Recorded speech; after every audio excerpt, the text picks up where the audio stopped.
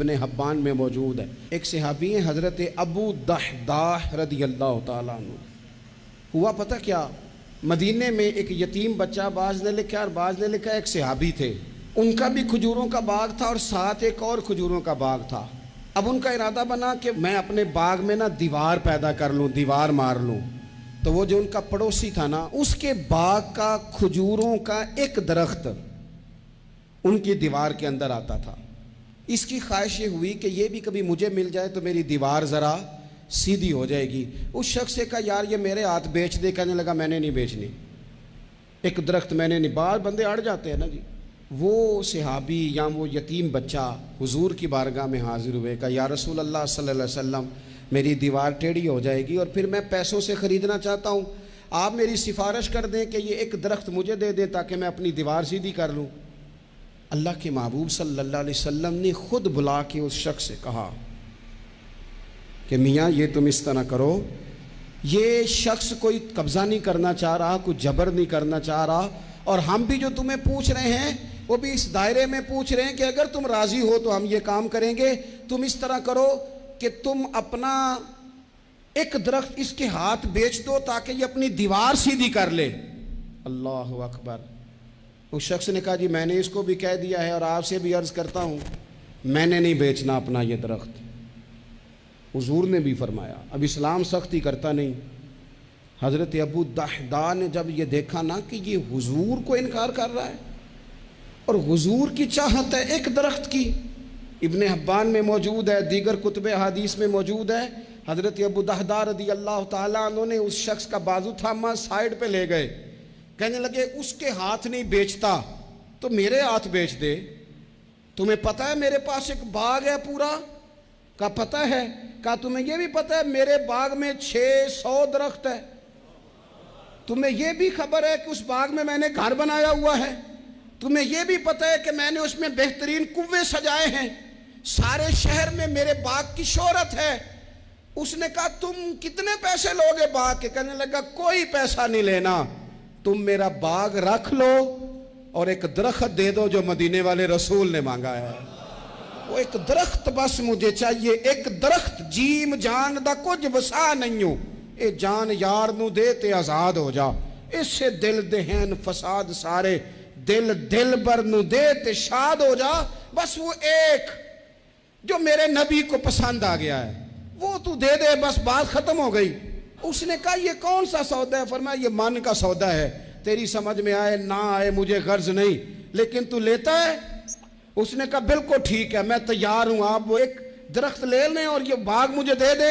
حضرت ابو دحداح آئے، کہنے لگے سونیا آپ کی چاہت تھی نا، ہم نے نہ کبھی قطرے پہ غور کیا اور نہ دریا دیکھا، بس جہاں تیری جھلک دیکھی وہیں ڈوب گئے، اور سانو قید سجن دا گہنا ہے، او جنج رکھے ایسا اونج رہنا ہے۔ یا رسول اللہ صلی اللہ علیہ وسلم آپ کو پسند آ گیا، میں نے خرید لیا۔ میرے محبوب نے نظر اٹھائی اور پھر کریم فرمانے لگے ابو دحداح میں دیکھ رہا ہوں تیرے لیے رب نے جنت میں بڑے درخت لٹکا دیے ہیں، تیرے لیے بڑی کھجوریں لٹک رہی ہیں، کمال ہو گیا۔ حضرت ابو دحداح رضی اللہ تعالیٰ عنہ باغ کے اندر رہائش تھی، گھر آئے اور آ کے اپنی بیوی سے کہنے لگے بھلی مانس بچوں سمیت جلدی جلدی باہر آ جا، میں نے باغ بیچ دیا۔ بیوی حیرت سے کہنے لگی یہ باغ بیچ دیا جس میں گھر تھا، کاروبار تھا، یہ بیچا؟ کہنے لگے پہلے سن تو صحیح میں نے بیچا کس عوض ہے؟ کہا کس عوض بیچا ہے؟ کہا میں نے حضور کی رضا کے عوض بیچ دیا ہے، میں نے جنت خرید لی ہے حضور سے۔ مسلم شریف میں اس حدیث کی اصل موجود ہے، ایک صحابی ہیں نام ہے جلابیب، رنگ کالا، ہونٹ موٹے، ناک چپٹی، کوئی پاس نہیں بٹھاتا، پوچھنے والا کوئی نہیں، لوگوں کو نام بھی نہیں آتا ہوگا زیادہ لوگوں۔ حضرت جلابیب رضی اللہ تعالیٰ عنہ خوبصورت صحابی، غریب آدمی، صحابی خوبصورت، بظاہر رنگ روپ کالا، ایک جنگ میں بھی حضور کے ساتھ گئے، جنگ ختم ہو گئی، کچھ صحابہ شہید ہوئے، اللہ نے اسلام کو، مسلمانوں کو کامیابی دی، سارے لوگ اپنے اپنے شہیدوں کو تلاش کر رہے ہیں، صحابہ کہتے ہیں نبی پاک بھی کسی کو ڈھونڈ رہے ہیں، سب لوگ ڈھونڈ رہے تھے، حضور بھی کسی کو ڈھونڈ رہے ہیں۔ پھر نبی پاک نے فرمایا سارے مل گئے، سب شہداء کی مقدس میتیں مل گئیں، زخمی مل گئے، حضور سارے مل گئے۔ حضور نے فرمایا ایک دفعہ پھر ڈھونڈو۔ حضور ڈھونڈ آئے ہیں، سارے مل گئے، فرمایا نہیں ایک بار پھر ڈھونڈو، حضور مل گئے۔ نبی پاک نے فرمایا مجھے جلابیب نہیں نظر آ رہا، وہ نہیں مل رہا مجھے۔ حضور آپ اسے ڈھونڈ رہے تھے؟ فرمایا ہاں۔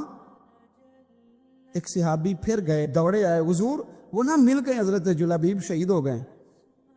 حضور یہ ان کی لاش مبارک پڑی ہے۔ کریم رسول گئے تو صحابی کہنے لگے حضور یہ 7 لاشیں کافروں کی ہیں، ایک لاش حضرت جلابیب رضی اللہ تعالیٰ عنہ کی ہے۔ حضور وہاں کھڑے ہیں۔ اس حدیث کی اصل مسلم شریف میں موجود ہے۔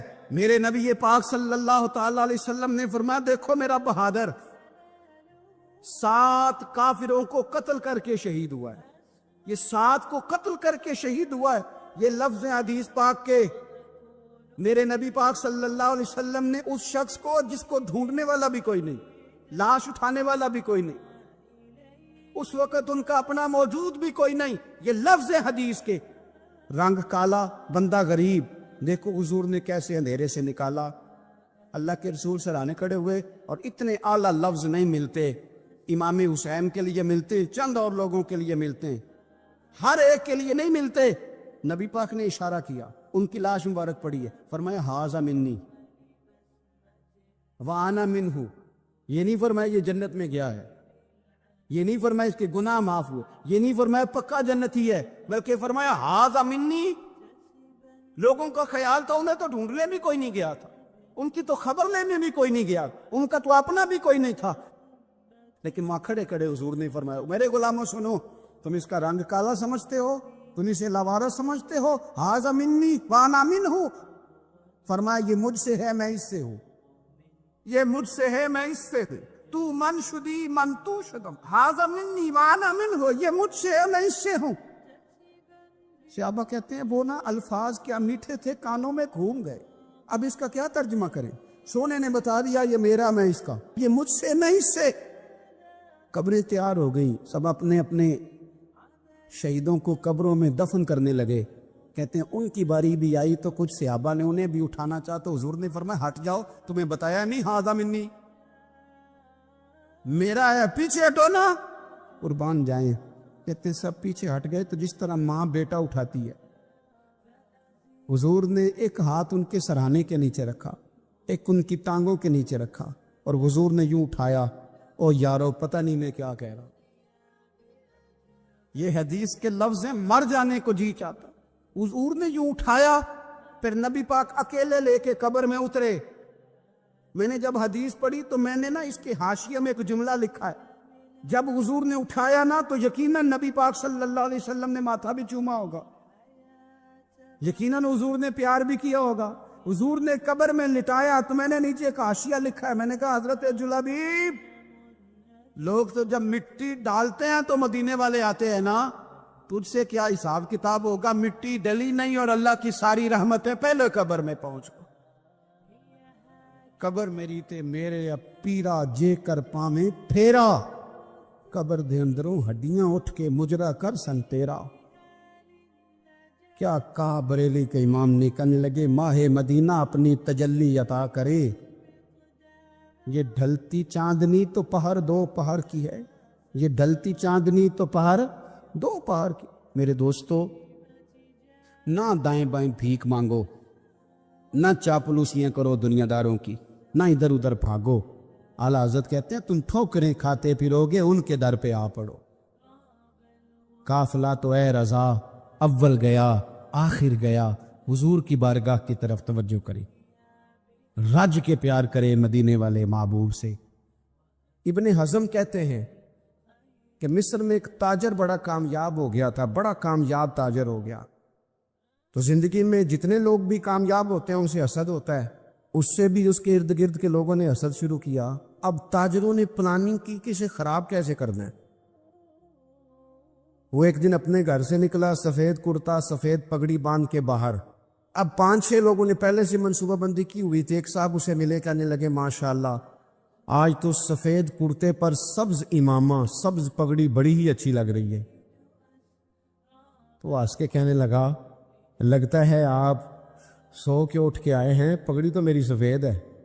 اس نے کہا چلو پگڑی تو سبز ہی ہے, باقی آپ نہیں مانتے تو آپ کی مرضی. کو آگے بڑھا تو اب کیونکہ پلاننگ تھی تو ایک شخص اور ملا. اس نے کہا کیا بات ہے, سفید کرتے پر آپ کا پیلے رنگ کا امامہ کیا جچتا ہے.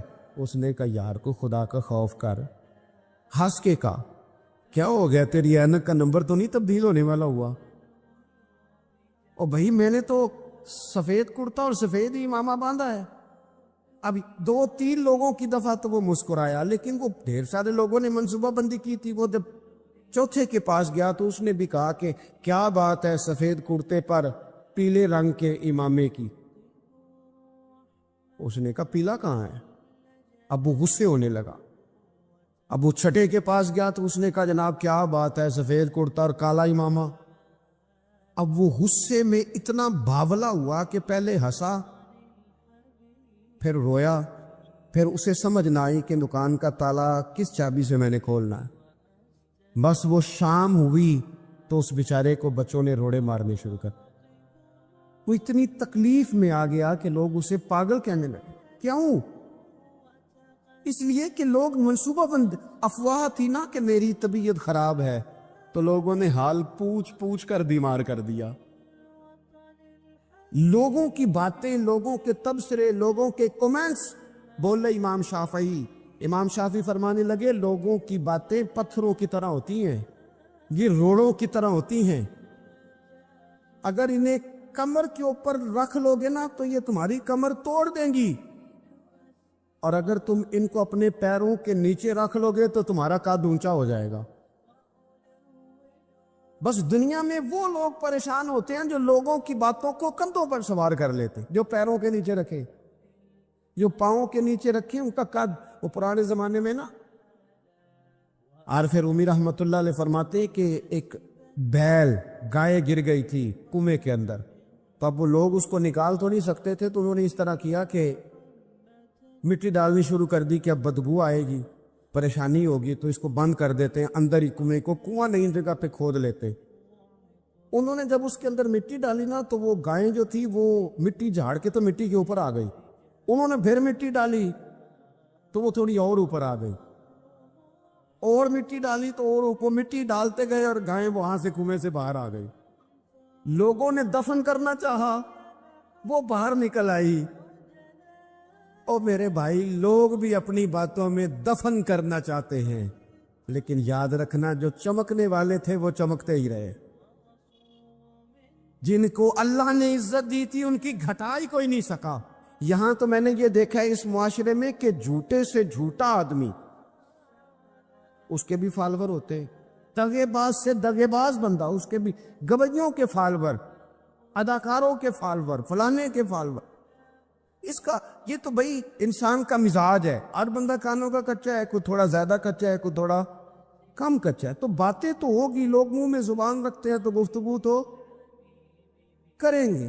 اب یہ اثر لینے والے پہ ہے کہ وہ اس کا اثر کس طرح کا لیتا ہے. ہمارے ہاں بڑے بڑے سمجھدار لوگ نفسیاتی ہو جاتے ہیں, بڑی بڑی سمجھدار خواتین نفسیاتی ہو جاتی ہیں. میری ساس باتیں کرتی ہے, میری نند باتیں کرتی ہے, مجھے فلانا باتیں کرتا ہے, مجھے فلانا. بھائی باتیں, جس کے منہ میں زبان ہے اس نے بات تو کرنی ہے. اب آپ نے کیوں یہ دعویٰ کر لیا ہے کہ آپ اتنے اونچے چلے جائیں کہ آپ کو بات ہی کوئی نہ کرے؟ کیا حرج ہے اس میں؟ اگر کوئی آپ کو بات کر دے تو کیا ہیں ہم, کسی نے کر لی تو پھر کیا ہوا؟ اس کا اتنا اثر قبول کرنا کہ ساری رات سونا ہی نہ, پریشان ہو جانا. اور بعض لوگ ایسے ہیں جنہیں اتنی باتیں نہیں ہوتی جتنی انہیں ٹینشن ہوتی ہے. یعنی وہ 2 بندے کونے میں کھڑے ہیں تو میری ہی بات کر رہے, او بھائی وہ اتنا اہم نہیں ہے, انہیں کوئی اور کام بھی ہو سکتا ہے, تیری بات ہی انہوں نے کرنی. بلا وجہ لوگ سمجھتے ہیں کہ میں بڑا اہم آدمی ہوں, وہاں بھی مجھ پہ تبصرہ ہو رہا ہے, یہاں بھی ہو رہا ہے. اس پہلو سے باہر آئیں, اس کمپلیکس سے نکل آئیں. اور نبی پاک کا یہ طریقہ ہے. مسند امام احمد بن حنبل میں حدیث موجود ہے, حضرت عبداللہ ابن مسعود رضی اللہ تعالیٰ عنہ, کمال آدمی حضرت عبداللہ ابن مسعود. حضور نے فرمایا عبداللہ ابن مسعود سے قرآن سیکھا کرو, یہ اسی طرح پڑھتے ہیں جس طرح میرے اوپر نازل ہوا تھا. حضرت عبداللہ ابن مسعود کو نبی پاک علیہ السلام نے فرمایا درخت پہ چڑھ کے ذرا میرے لیے مسواک تو اتار دو۔ حضرت عبداللہ ابن مسعود کی پنڈلیاں پتلی پتلی تھی، ٹانگیں پتلی تھی، وہ درخت پہ چڑھے، ہوا چلی تو کپڑا تھوڑا ہٹ گیا تو بعض لوگ ان کی پتلی پنڈلیوں کا مذاق اڑانے لگے، معاذ اللہ، دیکھو کیسی باریک باریک پنڈلیاں ہیں، کیا انداز ہے۔ اب حضور بیٹھے ہیں نا، تو انہوں نے جو بات کی تھی وہ بات بھی درست تھی، پنڈلیاں واقعی پتلی تھی، اور کوئی بھی اس انداز میں دیکھتا تو شاید مسکراتا۔ جب انہوں نے کہا نا دیکھو پتلی پنڈلیاں، تو حضور نے ہمارے لیے طریقہ کیا چھوڑا، ہمارے لیے سیرت کیا چھوڑی۔ حضور سید عالم فوراً ارشاد فرمانے لگے، نبی پاک فرمانے لگے چپ کرو، تم میرے عبداللہ کی پنڈلیوں کو پتلا پتلا کہہ رہے ہو نا، قیامت کے دن جب میزان لگے گا اور ان پنڈلیوں کا تمہیں وزن پتا چلے گا، پھر پتا چلے گا میرے عبداللہ کی شان کیا ہے۔ یہ بڑی وزنی پنڈلیاں ہوں گی، جب ان کا میزان پر وزن تلے تو آپ دفاع کرے۔ نبی پاک صلی اللہ علیہ وسلم نے فرمایا اگر کسی جگہ تیرے بھائی کی عزت پر حملہ ہو رہا تھا اور تو بچانے پر قادر تھا اور تو نے اس کی عزت سے اس شر کو روک دیا، کہا نہیں یار ایسی بات نہیں ہے، تم غلط کہہ رہے، فرمایا اگر تم کسی کی عزت کا دفاع کرو گے تو فرمایا جہاں تمہاری عزت خراب کی جا رہی ہوگی رب وہاں تمہاری عزت کا دفاع فرمائے گا، اللہ تمہاری عزت کا محافظ بن جائے گا۔ لیکن ہم کیا کرتے ہیں، ہم لوگ باتیں کر رہے ہوتے ہیں تو ہم ان باتوں میں ایک بات اور شامل کرتے ہیں، ہم ان باتوں میں ایک بات اور شامل کر لیتے ہیں اور انداز اختیار کر لیتے ہیں، اور جو آپ کے حق میں ہے اس نے مخالف نہیں ہونا، اور جو مخالف ہے اس نے کبھی حق میں چھوڑیں، آپ کس کو قائل کر رہے ہیں؟ جس کی سمجھ میں آتی ہے وہ قبول کرے، نہیں آتی تو دروازہ کھلا ہے، کہیں اور تشریف لے جائے۔ ہمارا یہ مزاج بن گیا کہ بلا وجہ کی وضاحتیں بھی بندے کو کمزور کرتی ہیں، بلا وجہ ہم کمزور پڑ جاتے ہیں، تھوڑے بے نیاز ہو جائیں، چھوڑے اتنی لمبی زبانیں کھول کے لوگوں نے صحابہ کے بارے میں باتیں کی، باتیں ہو رہی ہیں، لوگ جن کو دبانا چاہتے تھے، آج نہیں صوفیاء کی مخالفت شروع ہوئی، ان کے زمانے میں بھی ہوئی، ان کے دور میں ان کے خلاف کتابیں لکھی گئیں، لکھنے والے خدا جانے کہاں ہیں، اور داتا صاحب ہو رہی ہے، خواجہ صاحب ہو رہی ہے، حضور غوث اعظم کے ان کے زمانے میں بھی ایسا نہیں ہوا کہ بڑی خوشی سے لوگوں نے آگے بڑھ کے پھول ڈالے ہوں، ان کے دور میں باقاعدہ جتھے تیار ہوئے، جتھے، اور پورا کام کیا گیا۔ اور ویسے بھی اگر کوئی شخص آپ کا مخالف ہی نہیں ہے تو پھر آپ کو چمکنے کا مزہ کیسے آئے گا؟ کوئی تو مخالف ہو نا، کوئی تو ہو نا جو کوئی بات کرے۔ دیکھیں نا، اگر اندھیرا نہ ہو، رات نہ ہو تو بلب کی کوئی اہمیت رہ جائے گی؟ یہ چمکتا ہی تب ہے جب اندھیرا زیادہ ہوتا ہے۔ ہم کہتے ہیں اندھیرا ہو گیا، اور بھائی تجھے چمکنے کا موقع دیا ہے اندھیرے نے، تجھے اس نے عروج دیا، تم دیے باد مخالف سے نہ گھبرا اے عقاب، یہ تو چلتی ہے تجھے اونچا اڑانے کے لیے، تو باتوں سے پریشان نہ ہو۔ میں نے کہا کہ اگر آپ باتوں کا پہاڑ بنا کے اوپر سوار ہو جائیں گے نا تو قد اونچا کریں گی باتیں۔ جو بندہ ڈسکس ہونے لگ جاتا ہے وہی تو مشہور ہوتا ہے، اسی کی تو بات ہوتی ہے۔ دیکھیں کیا ہوتا تھا بھلا مکے میں، کوئی بندہ باہر سے آتا تو ابو جہل اسے کھڑا کر کے کہتا حضور کے پاس نہ جانا، تو کہتا پتہ تو کروں بھلا نبی پاک کے پاس کیا ہے، پتہ تو کروں بھلا حضور کے پاس کیا ہے۔ تو جن سے تعارف نہیں ہونا تھا وہ بھی تعارف کرا رہے تھے رسول پاک۔ تو اس لیے باتوں سے گھبرا جانا، ہاں ایک بات ہمیں کتاب و سنت میں ملتی ہے، اس پر ضرور غور کریں، تہمت والی جگہ سے بچے، تہمت کا موقع نہ دے، مطلب بلا وجہ ہی اپنے لیے بحث کا دروازہ کھولنا یہ درست نہیں ہے۔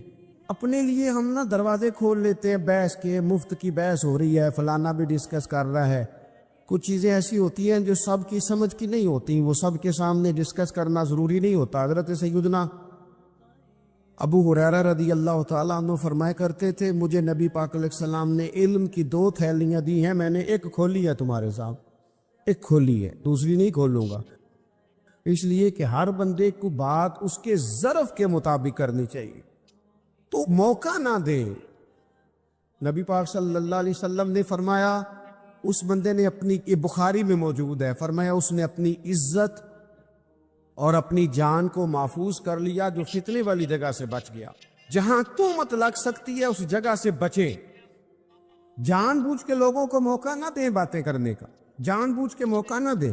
جامع ترمذی کے اندر حدیث موجود ہے، حضرت سیدنا عمر فاروق رضی اللہ تعالیٰ عنہ نے ایک موقع پر اجازت مانگی تھی نبی پاک صلی اللہ علیہ وسلم سے، عرض کیا یا رسول اللہ صلی اللہ علیہ وسلم مجھے آپ اجازت دے دیں، میں عبداللہ بن ابی سلول کی گردن اڑا دوں، یہ منافق بار بار آڑے آتا ہے، بار بار تکلیف دیتا ہے، آپ مجھے اجازت دیں میں اسے قتل کر دوں۔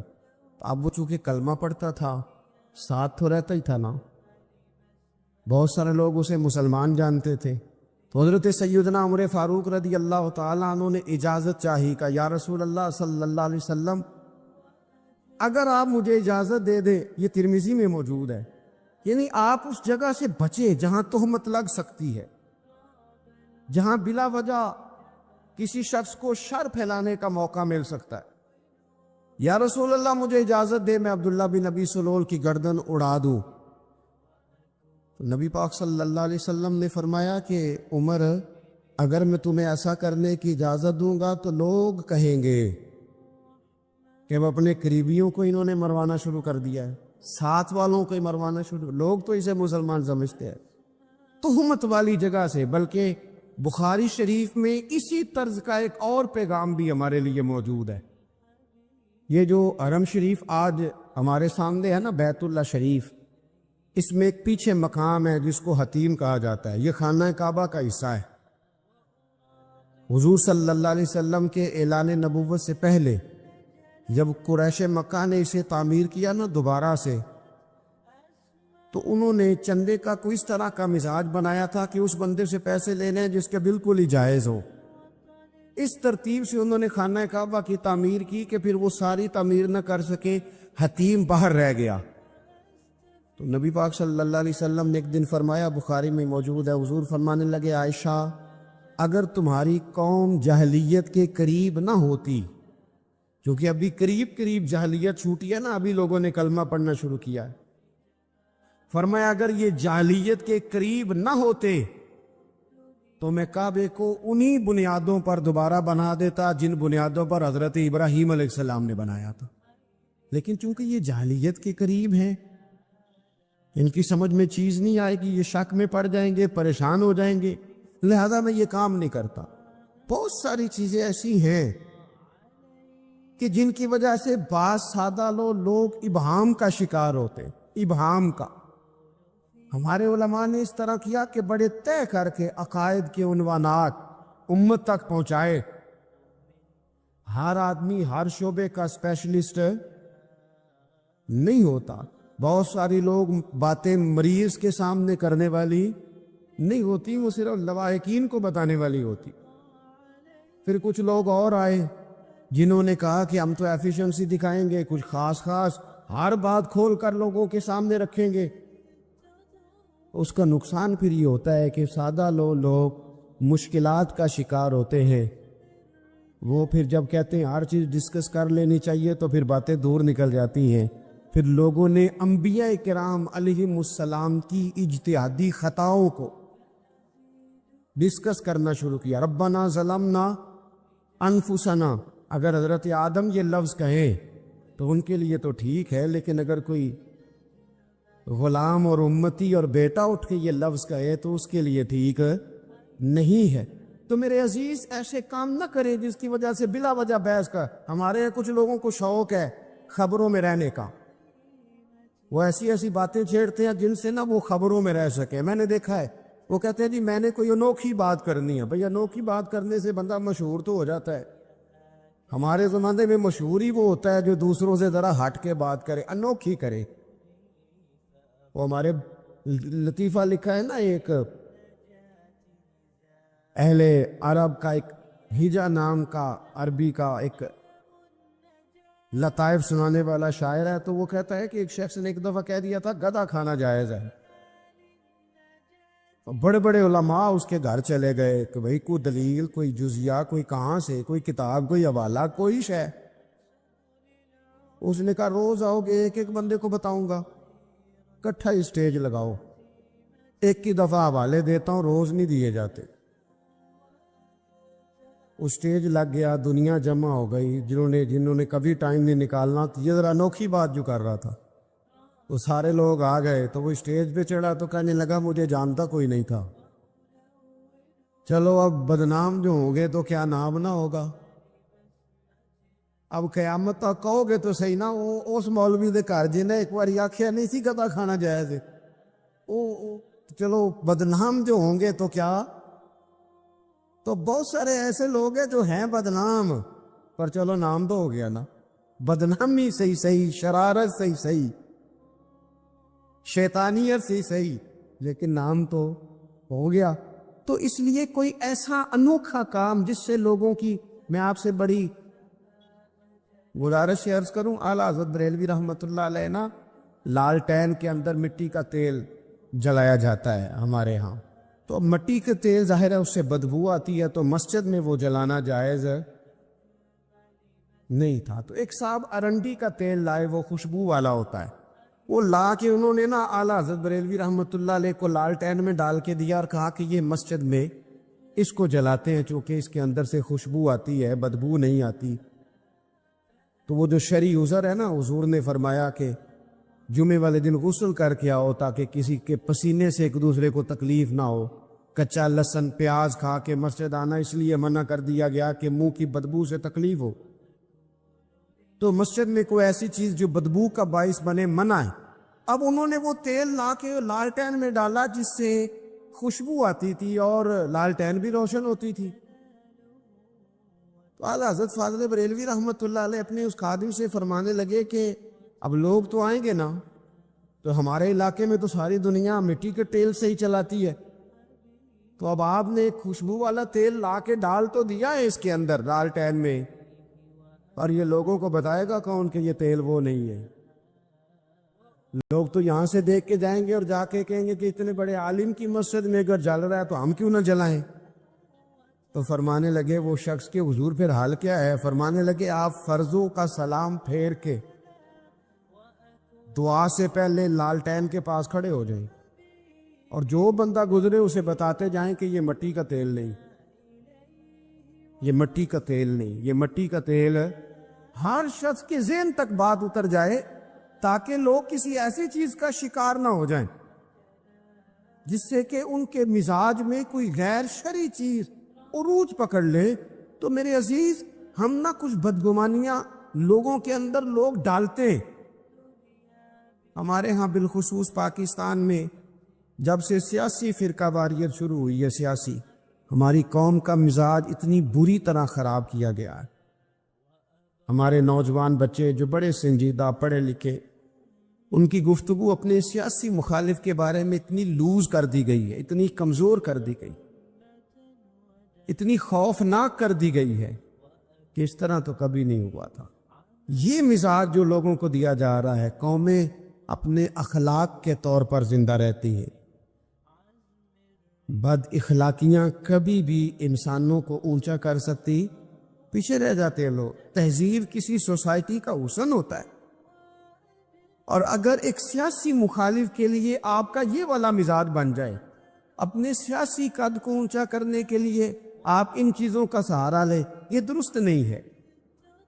اخلاقی رویے میں کہوں گا کسی بھی سیاسی جماعت سے وابستگی ہے وہ 100% رکھے جو اس کی سمجھ میں آتی ہے، لیکن اپنے اخلاقی مزاج کو کبھی کمزور نہ ہونے دے، اخلاقی رویہ کبھی کمزور نہ ہونے دے. یہ کیسے ہو سکتا ہے؟ دیکھیں، ابو جال، ابو لہب، عتبہ، عتیبہ، شیبہ، وہ وہی باتیں کر سکتے تھے جو ان کے مزاج کی تھیں، جو آج تک لوگ کسی بھی دیندار کے بارے میں کرتے.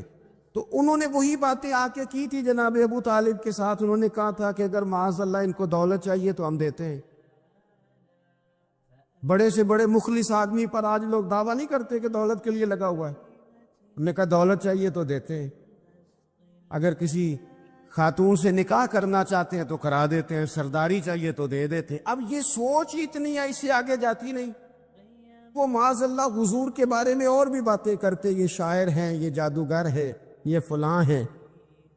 لیکن میرے نبی پاک علیہ الصلوۃ والسلام نے کبھی بھی ان کی ذاتی زندگی کو ڈسکس نہیں کیا، کبھی نہیں کیا.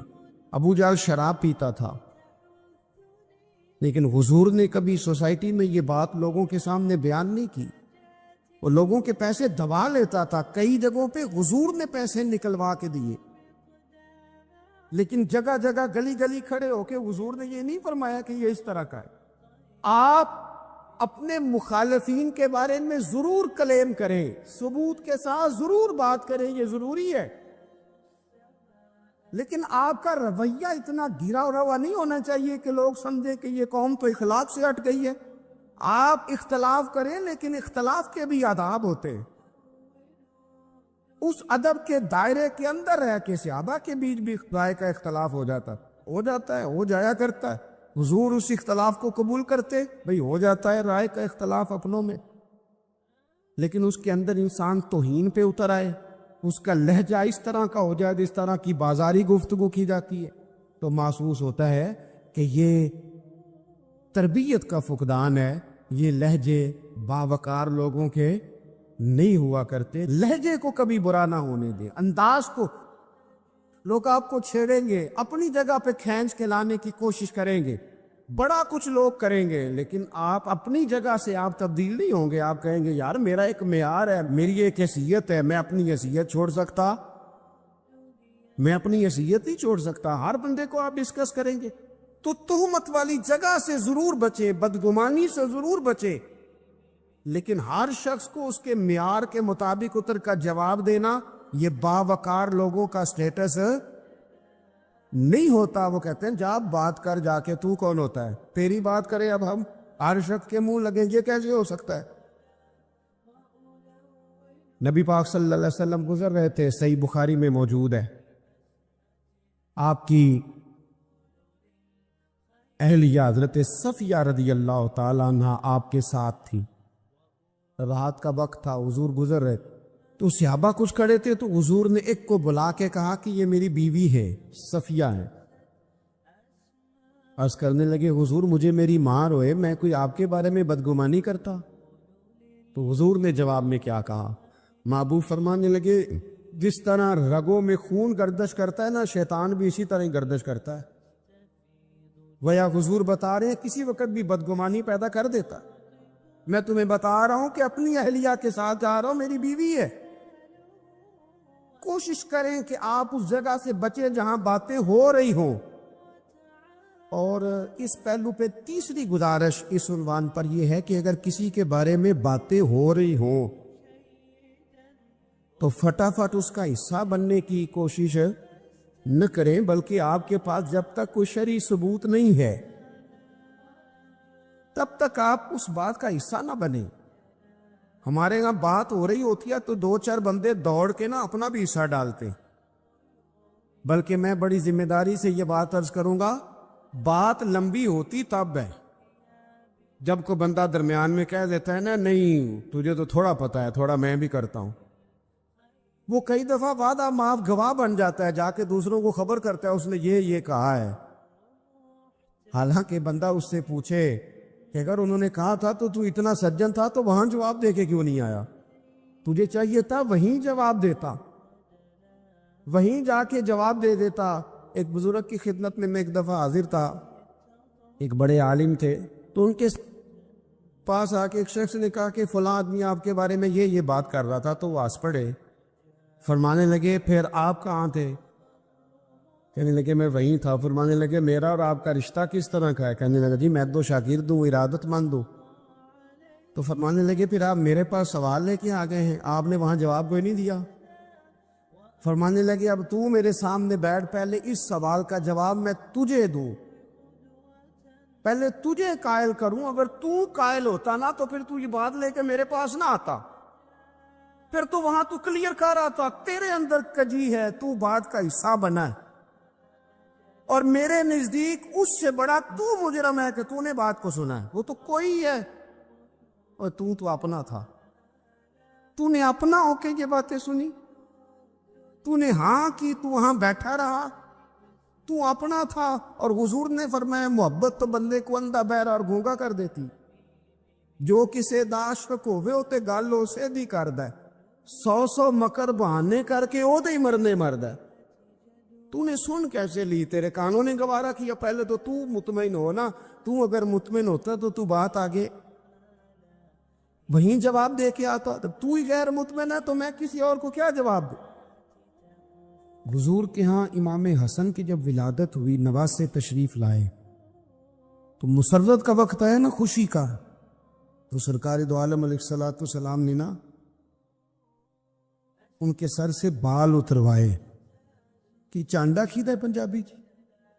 حضور نے بال اتروائے تو ترازو کے ایک پلڑے میں وہ بال رکھے اور دوسرے میں چاندی رکھی، اور بالوں کے وزن کے مطابق چاندی تول کے اللہ کے رستے میں خیرات فرمائی.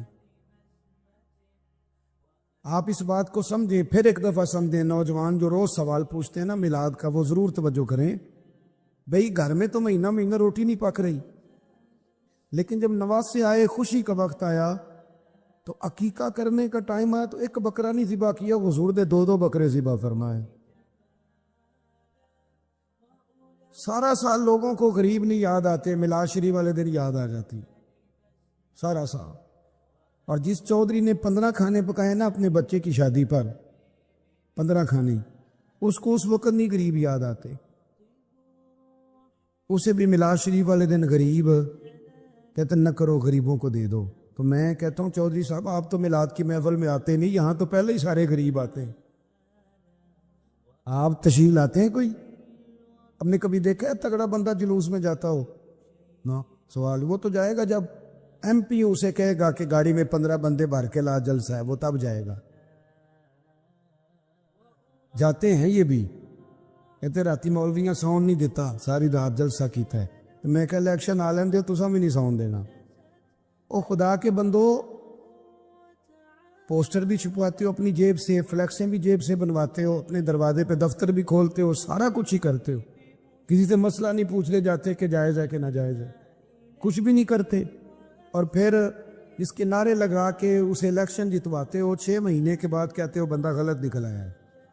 جھوٹوں کے نعرے لگاتے ہو، روز سجدہ صاف کرتے ہو. اپنا نصیب دیکھو اور سنی کا نصیب دیکھو، جب سے پیدا ہوا ہے مدینے والے کے نعرے لگا رہا ہے، اور قیامت تک دوبارہ سجدہ صاف کرنے کی ضرورت نہیں پڑے گی، ہمیشہ محبوب کے نعرے لگتے رہیں. میلاد شریف اظہار مسرت ہے، اظہار ایک خوشی کا موقع ہے. میری طرح دیکھیے جی، میلاد کا موقع میں آپ کو پیچھے دلائل دے چکا ہوں، اور میں نے ساری روایات سے آستہ سے عرض کی کہ جب خوشی کا موقع ہوگا تو بات خوشی کی جائے گی، اس وقت خوشی ہی کی بات کی جائے.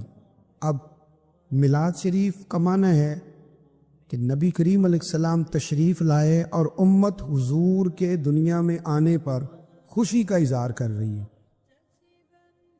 اس کے لیے کوئی شرط نہیں کہ آپ لازمی محفل ہی کریں، یہ شرط نہیں. یہ شرط ہے کہ آپ جلوس ہی نکالیں، کیونکہ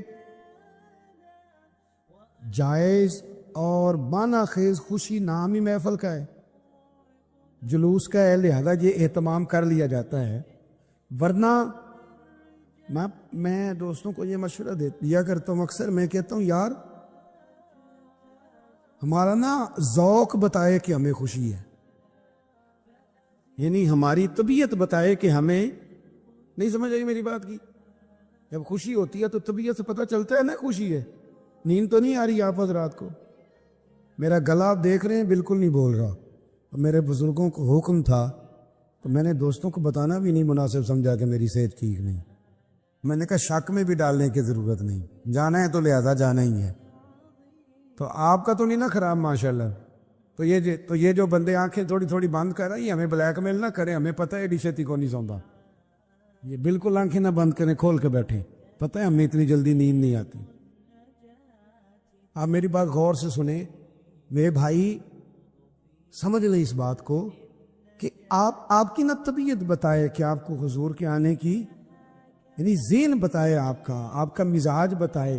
ایک جذباتی پن ہوتا ہے، وہ جذباتی پن. آپ سویرے سویرے اٹھے میلاد شریف والے دن،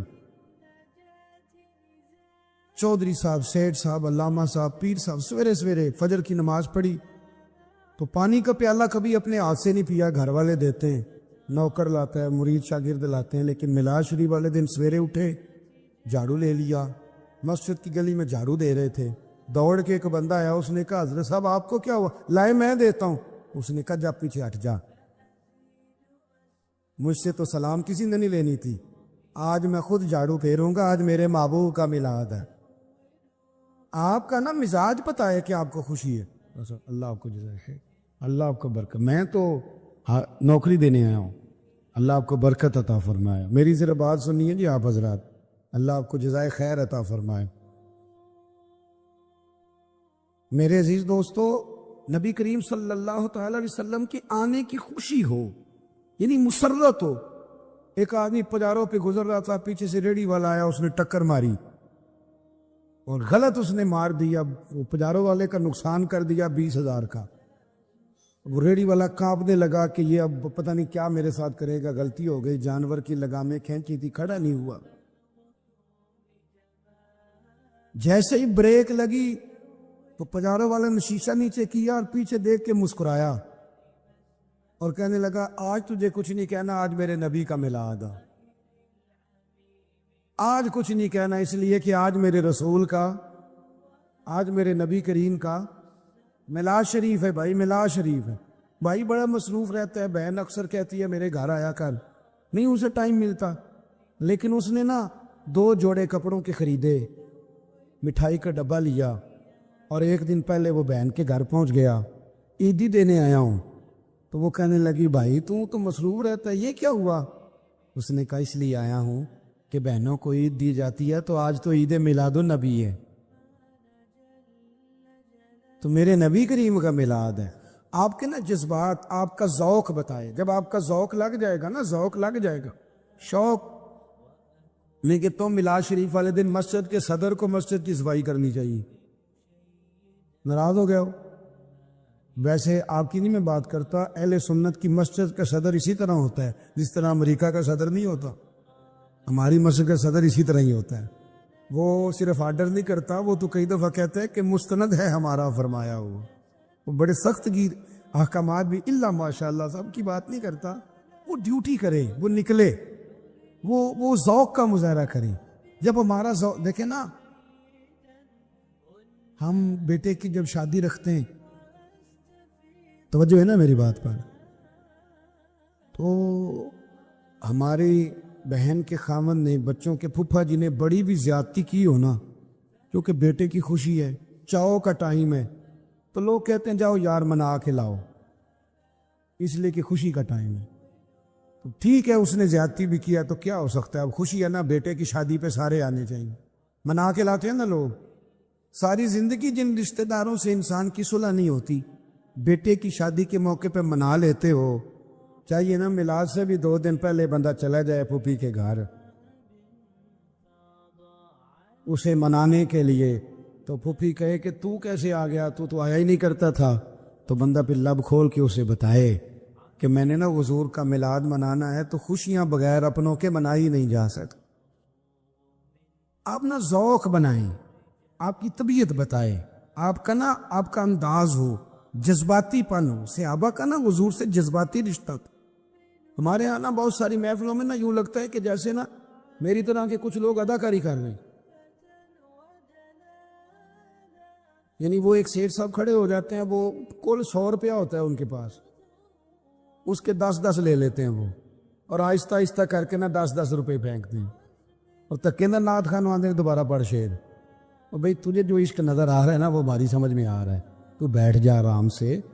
محفل کے اندر سب سے زیادہ عشق اس کا نہیں ہوتا جس کے پاس نوٹوں کی دتھی ہوتی ہے، بلکہ زیادہ عشق تو اس کا ہوتا ہے جو اشتہار لگاتا ہے، جو مسجد میں جھاڑو دیتا ہے، جو لنگر پہ دیگوں پہ بیٹھا ہوتا ہے، جو کھانے پکوا رہا ہوتا ہے، کہتا میں آج ساری ڈیوٹی کروں گا، آج میرے نبی کریم کا میلاد ہے. آج میرے رسول کریم کا تعلق دو قسم کے ہوتے ہیں نا. کبھی کبھی چچا کے بیٹے سے نہیں صلح ہوتی تو ابا جی کہتے ہیں کہ پتر چل چھٹی لے کے دفتر سے چلا جا, شادی ہے تو بندہ نا ٹائم کے ٹائم جاتا ہے. کئی دفعہ روٹی بھی نہیں کھاتا, 1000 روپیہ سلامی دی اور واپس آ گئے. ایسے ہی ہوتا ہے نا.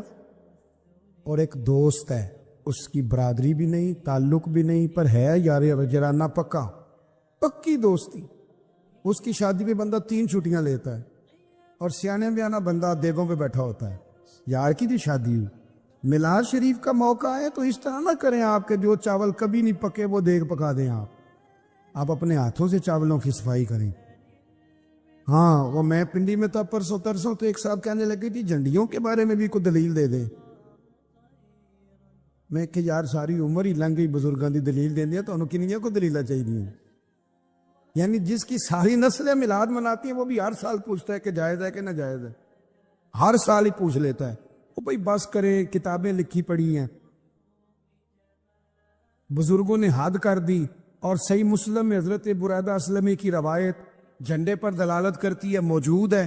ساری زندگی یہی پوچھنا ہے کہ جھنڈیاں لگانی جائز ہے کہ ناجائز ہیں. اب بس کر دیں, اب یہ پوچھا کرو کہ جھنڈیاں وضو کر کے لگانی چاہیے کہ بغیر وضو کے بھی لگ جاتی.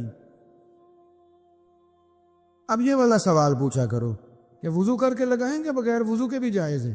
اب تھوڑا آگے بڑھو کہ ساری زندگی ادھر ہی پڑے رہنا ہے, جائز ہے کہ ناجائز. بھائی آپ کا نا مجھ سے پوچھا تھا ایک دوست نے کہ میلاد کس کو کرنا چاہیے تو میں, اور آج جب تک بیٹی مسکراتی نہیں باپ سوتا نہیں. اس کو چاہیے نا وہ صبح شام میرے نبی کا میلاد مناؤ. اس غریب کو میلاد کرنا چاہیے جو منڈی میں لے جا کے بیچ دیا جاتا تھا. بھیڑوں بکریوں کی طرح منڈیوں میں بکتے تھے. آج تو بازو کھڑا کر کے کہتا ہے کہ جناب میں کو کسی سے لے کے نہیں کھاتا. یہ جو تجھے بولنے کی طاقت دی ہے یہ میلاد والے رسول نے عطا فرما. تم میلاد کے بارے میں بحث کرتا ہو. میلاد اس یتیم کو منانا, تم میلاد کے بارے میں بحث کرتا ہو. میلاد اس یتیم کو منانا چاہیے کہ میرے نبی کریم صلی اللہ علیہ وسلم نے فرمایا باقی سب کو نیکیاں ملیں گی, نیکیوں پر اجر ملے گا, اور جو یتیم کو پال کے آئے گا جس طرح میری 2 انگلیاں جڑی ہوئی ہیں میرے ساتھ جڑ کے جنت میں جائیں. اپنا نا جذباتی پن حضور کے ساتھ ورفتگی ہو, شوق ہو. ہمارے ہاں نا وہ جذباتی پن نہیں پیدا ہوتا, وہ ذوق نہیں پیدا ہوتا, حالانکہ ہوتا ہے ہمارے اندر ذوق. بولیے وہ بچی جس نے MA B.Ed کیا ہوا ہے اور بڑے امیر گھرانے سے تعلق رکھتی ہے تو شادی سے پہلے اس کی اماں واضح دیتی ہے اٹھ جا سویرے, اٹھتی نہیں, لیکن پھر اس کی شادی ہو جاتی ہے. پھر اس کی جو ساس ہوتی ہے وہ شکوہ بھی کرتی ہے کہ اس کی ماں نے سکھایا کچھ نہیں, سویرے اٹھتی نہیں, ماں نے سکھایا کچھ نہیں, سویرے اٹھتی نہیں ٹائم پہ, سارا کچھ ہوتا ہے. پھر اللہ کرم کرتا ہے تو اس بیٹی کو بیٹا عطا کر دیتا ہے. ادھر دیکھیں میری طرف. اب اس کو نا بیٹے سے جذباتی وابستگی ہوتی, بیٹی ہو یا بیٹا ہو, ہوتی ہے نا. بولیے وہ اماں کی اونچی آواز 20 آوازوں پہ نہیں جاگتی, لیکن بچہ رات کو سی بھی کرتا ہے تو اٹھ کے بیٹھ جاتی ہے. پہلے وہ بستر سے اٹھنے میں 20 منٹ لگاتی تھی, اب وہ 1 منٹ میں فیڈر تک بھی پہنچ جاتی ہے, گرم بھی ہو جاتا ہے, آ بھی جاتا ہے. اسے کو بندہ پوچھے کہ اب تجھے کیا ہوا تو ایک ہی بات بتائے گی مجھے نا اپنے بیٹے سے پیار ہی بڑھا ہے. وہ نوجوان جو ابا جی دیتے تھے نا 5000 روپیہ عید پہ تو کہتے تھوڑے ہیں پیسے, 5000 کا کون سا جوڑا آتا ہے. وہ پھر جب شادی ہو جاتی ہے 2-3 بچے ہوتے ہیں تو جوان ابھی ہوتا ہے, پر بیوی کو کہتا ہے بچوں کے کپڑے لے آ, میں پرانوں سے گزارا کر لوں گا, ابھی نہیں ہے تو پرسوں دوست کی شادی پہ جو جوڑا پہننا تھا پہن لوں گا. جب آپ کی جذباتی وابستگی نہیں ہوتی تو بحث ہوتی ہے, اور جب جذباتی وابستگی ہوتی ہے پھر بحث, میں صحیح کہہ رہا ہوں آپ, پھر بحث. ماں نا بچے کا ناک صاف کرتی ہے نا کبھی تو ایسے کر کے پھینکتی ہے, لیکن صحابہ کو نبی پاک سے جذباتی وابستگی تھی. کبھی دیکھا ہے آپ نے کہ کوئی بندہ منہ میں پانی ڈال کے کلی کرے تو سامنے والا اسے اپنے چہرے پہ مان لے؟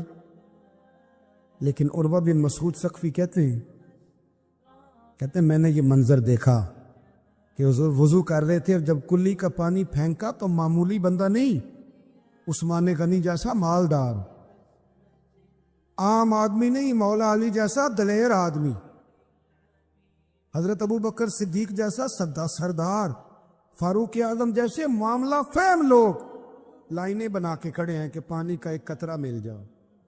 اصل مسئلہ پتہ کیا ہے؟ بحث وہ بندہ کرتا ہے جس کی جذباتی وابستگی، اب بے شک میری بات پر تک پہنچے نہ پہنچے پر میں بات ٹھیک کر رہا ہوں، جب جذباتی وابستگی ہوتی ہے پھر بحث، توجہ ہے میری بات پر؟ ایک سادی بات بتاتا ہوں آپ کو، میری اماں جی نا مجھے ہر سال نا محرم میں کہتی ہے میں نے پتر ٹوٹیاں لے آ دے، ٹوٹیاں تو پتہ جے کہ نہیں، ایڈے نہیں تسی شہر ہو جان کے نہیں ہاں نہ پہ کر دے، پتہ تو انہوں ہے ٹوٹیاں کی ہوں گی، پتہ ہے نا جی ماشاءاللہ، میں نے چونکہ لیونیاں پہ دیا سن تے میں اماں جی نو کہنا اماں جی ٹوٹیاں تو بغیر بھی ختم ہو جاندہ، ہاں اے نا پرات وچ بھی ہو جاندہ، انہوں نے کہنا تو میں نے گلہ نہ سنا ٹوٹیاں لے آ دے۔ ایک دن میں نے کیا میں اپنے استادہ نے پوچھا ہے، مفتی صاحب فرمایا ہو جاندہ ہے، کہندے تو ایڈا مولوی مسئلے نہ دس، میں نے ایک دن انہوں نے حکمت پوچھی، میں کہ اماں جی مطلب جدو شریعت قید نہیں کر دی تو سکا تو قید کیتا ہے؟ بڑی شاندار بات کی، سادے لوگوں کے نا کئی دفعہ دلائل سادے ہوتے تھے، اب تو بحث کا دور ہے، ساری زندگی بحث کر کر آ کے بھی لوگ نہیں مانتے۔ میری اماں جی کہنے لگے پتر امام حسن حسین دے نام تے کسی نو کھیر دینی تے انہوں کہنا ساڈی پلیٹ بھی واپس کر کے جا، سرکار دی اولاد دے نام تے جو دے دیتا سو دے دیتا۔ یہ وہ والا معاشرہ نہیں جس کو میرے نبی پاک علیہ السلام نے تربیت فرمایا، اس لیے پلٹ کر دیکھیں حضور ہماری کہاں تربیت کر رہے ہیں، ان چیزوں پر غور فرمائیں۔ نبی کریم سید عالم نور مجسم صلی اللہ تعالی علیہ وسلم کسی کو روتا دیکھ کے رو پڑتے تھے، کسی کو روتا دیکھ۔ حضرت ابوبکر صدیق رضی اللہ تعالیٰ عنہ ارشاد فرماتے ہیں میں حضور کے ساتھ تھا، ایک میدان سے ہم گزر رہے تھے تو ساتھ ہی ایک باغ تھا، وہاں بڑا رش تھا، لوگ بڑے اکٹھے تھے، بہت سارے لوگ جمع تھے۔ نبی پاک صلی اللہ علیہ وسلم نے فرمایا ابو بکر پتہ کرو کیا ہوا۔ جناب صدیق اکبر رضی اللہ تعالیٰ عنہ تشریف لائے اور واپس جا کے عرض کرنے لگے یا رسول اللہ صلی اللہ تعالیٰ علیہ وسلم ایک اونٹ پاگل ہو گیا، لوگوں کو کاٹ رہا ہے، لوگ اس کو گرفتار کرنے کی کوشش کر رہے ہیں، کسی کے ہاتھ میں ڈنڈا ہے، کسی کے ہاتھ میں رسا ہے، کسی کے ہاتھ میں نیزہ، قابو نہیں آ۔ نبی پاک صلی اللہ علیہ وسلم نے فرمایا چلو میں چلتا ہوں۔ حضرت صدیق اکبر عرض کرنے لگے یا رسول اللہ صلی اللہ علیہ وسلم وہ پاگل ہو گیا، وہ کاٹتا پھر رہا ہے، آپ مہربانی کریں، وہ تکلیف دے گا۔ فرمایا ابو بکر مجھے جانے دو۔ جناب صدیق اکبر فرماتے ہیں نبی پاک صلی اللہ علیہ وسلم تشریف لائے اور حضور جیسے ہی کھڑے ہوئے نا اونٹ حضور کی طرف بھاگا، نبی پاک کی طرف لپکا، وہ میں بھی ڈرنے لگا، جتنے لوگ تھے پریشان ہونے لگے، دوڑا آیا اونٹ، ہم سب پریشان تھے لیکن محبوب کے چہرے پر بڑا ہی اطمینان تھا۔ فرماتے اونٹ دوڑا آیا اور سیدھا آ کے اس نے حضور کے قدموں پہ سجدہ کیا، اور جناب صدیق اکبر فرماتے ہیں اس نے حضور کے کان میں کچھ کہا تو نبی پاک کی آنکھوں میں آنسو آ گئے۔ کس کے دکھ پر؟ او بھائی غور تو کرو، اس بات کو سمجھو تو صحیح، تو جیتے جاگتے ہنستے کھیلتے انسان کے دکھ پر پریشان نہیں ہوتا، تو مسلمان پڑوسی ساتھ رہنے والا، بلنے والا، بسنے والا، اس کی جوانی لڑک پن بڑھاپا تو نے آنکھوں میں دیکھا، تجھے اس کے دکھ پر پریشانی نہیں ہوتی۔ ایک اونٹ کان میں بولا، اس کیفیت کو سمجھ تو صحیح یار، اس رنگ کو محسوس تو کرو مہربانی اہل زمین پر، خدا مہرباں ہوگا عرش بری پر، کہ کان میں کچھ کہا حضور رو پڑے۔ پھر محبوب نے فرمایا رسی لاؤ، مالک رسی لایا تو حضور نے اس کے ناک میں نکیل ڈالی، اس نے خاموشی سے ڈلوا لی، حضور نے اس کے ہاتھ میں دیا اور فرمایا تو کہتا ہے پاگل ہو گیا، وہ شکایت کر رہا ہے کہ حضور گرمی میں تپ جاتا ہوں پر پانی کا گھونٹ نہیں دیتا۔ یا رسول اللہ صلی اللہ علیہ وسلم یہ میری طاقت سے زیادہ مجھ پر بوجھ رکھتا ہے، محبوبہ میں تیرے سوا کس کو دکھ بتاؤں، کام زیادہ لیتا ہے، چارہ کم ڈالتا ہے۔ او بھائی، میرے محبوب پاک سید عالم صلی اللہ علیہ وسلم نے ہمیں جو مزاج عطا فرمایا وہ تو اس طرح کا ہے کہ جانور کو بھی دکھ ہو تو محبوب پاک کو تکلیف ہوتی ہے۔ صحابہ فرماتے ہیں کہ 2 آدمی گھوڑے پہ بیٹھے تھے، غور کرنا میری بات پر، 2 آدمی گھوڑے پہ بیٹھے، کدھر سے آ رہا ہے کدھر سے جا رہا ہے، رستے میں ملاقات ہوگی تو گھوڑوں پہ بیٹھے آپس میں باتیں کر رہے، شروع نہیں کر دیتے گفتگو لوگ۔